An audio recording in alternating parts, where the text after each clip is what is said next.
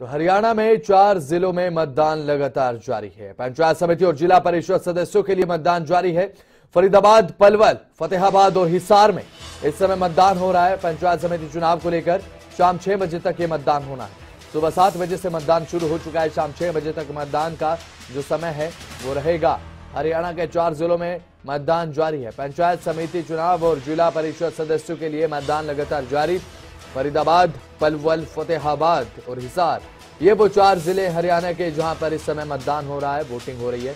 शाम 6 बजे तक समय सीमा रखी गई है। सुबह 7 बजे से शाम 6 बजे तक समय सीमा रखी गई है मतदान को लेकर, और मतदान लगातार चल रहा है। मतदाता अपने घरों से निकल रहे हैं, मतदान कर रहे हैं, अपने मतों का प्रयोग कर रहे हैं। ये तस्वीर आपकी स्क्रीन पर है मत के दौरान की, जिस दौरान मतदान हो रहा है और लोग अपने मतों का प्रयोग करते हुए नजर आ रहे हैं।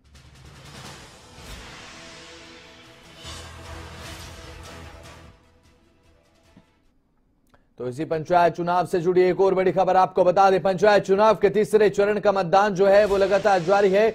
जिला परिषद और ब्लॉक समिति के लिए ये वोटिंग हो रही है। 4 जिलों में अब तक 1.2% वोटिंग फरीदाबाद में हुई है।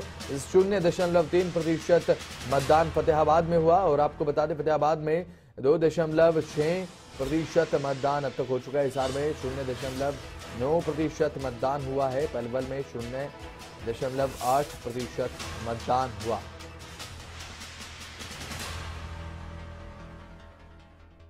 पलवल में 0.8% मतदान हुआ है। ये अब तक का वोट परसेंटेज जो है वो निकलकर सामने आया है। पंचायत चुनाव के तीसरे चरण का मतदान जारी है, जिसका वोट प्रतिशत अब सामने आ चुका है। 1.2% वोटिंग फरीदाबाद में हुई है और 0.3% वोटिंग जो है फतेहाबाद में देखी गई। 4 जिलों में अब तक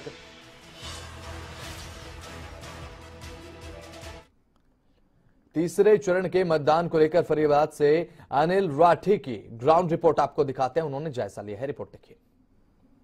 हरियाणा में आखिरी और तीसरे चरण का चुनाव आज से जो है वो शुरू हो रहा है। 22 तारीख को जो है वो जिला परिषद और इसके चुनाव, ब्लॉक समिति के चुनाव होने थे। वहीं 25 तारीख को जो है वो सरपंच के चुनाव होने हैं। और इस समय माहौल देख सकते हैं आपके फरीदाबाद में किस तरीके का माहौल है। कहीं ना कहीं 2 साल के बाद जो है वो लोगों को वोट डालने का जो है वो मौका प्राप्त हो रहा है, और कहीं ना कहीं लोग जो है वो खासे उत्साहित जो है वो नजर आ रहे हैं। आप देख सकते हैं कि कतारें जो लंबी लंबी वो लगनी शुरू हो चुकी हैं। पोलिंग बूथों के बाहर लगभग जो है वो 2 लाख के आसपास जो बताया जा रहा है कि वोटर जो है वो अपनी अपनी वोट डालने के लिए आज बूथों पर पहुंचेंगे।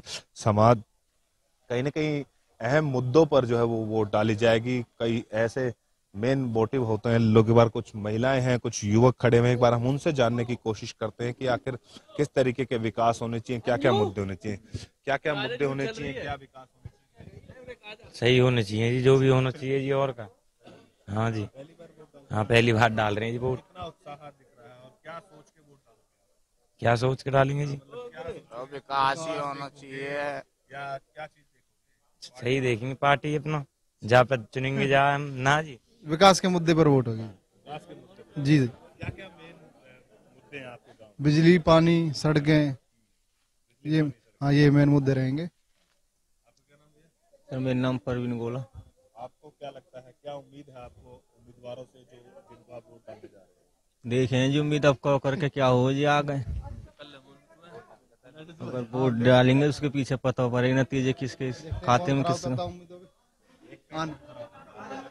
मोनू डागरे जी। भाई आपको क्या लगता है? देखो जी, हमारे गांव में पहले विकास बहुत ज्यादा है, अब विकास की और ज्यादा जरूरत है। अब विकास के ऊपर ही वोट देंगे।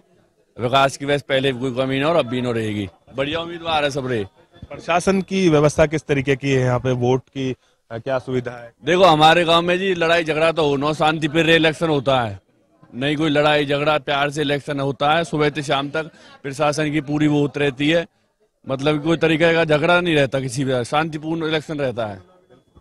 आपके देखिए ये आंटी हैं, वोट डाल के आई हैं, किस तरीके की व्यवस्था है एक बार इनसे हम जान लेते हैं।